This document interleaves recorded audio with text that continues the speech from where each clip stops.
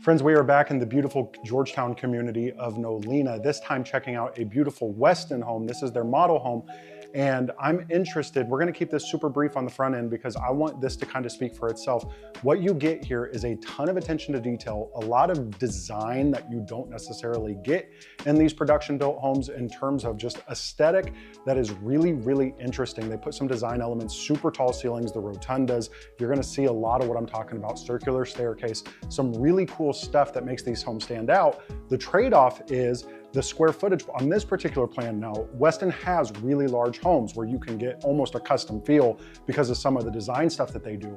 But on this particular floor plan, the trade-off to getting some of that at the price point is going to be a little bit, every area feels just a touch smaller, but you get everything. You still get the media room on the second level. You still get all the entertaining, the open concept, the high ceilings, you get all the spaces.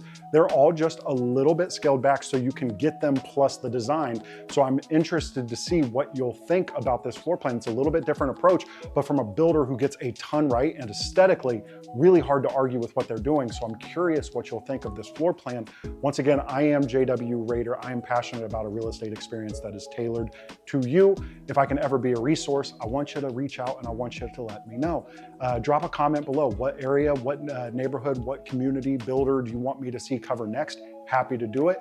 And then drop your comments too. Let me know what you think of this. Let me know, is this trade-off, does this make sense to you to get the space a little bit smaller, but to get all the design aesthetic and to get all of the functionality that you get from having each one of those spaces I mentioned, the media room, the game room, all of those things that a lot of buyers want right now, just a little bit smaller package. So I'm curious what you'll think. Drop me a line, like and subscribe so you never miss any of these videos. As always, I appreciate you walking through with me. Without further ado, let's take a look through this floor plan.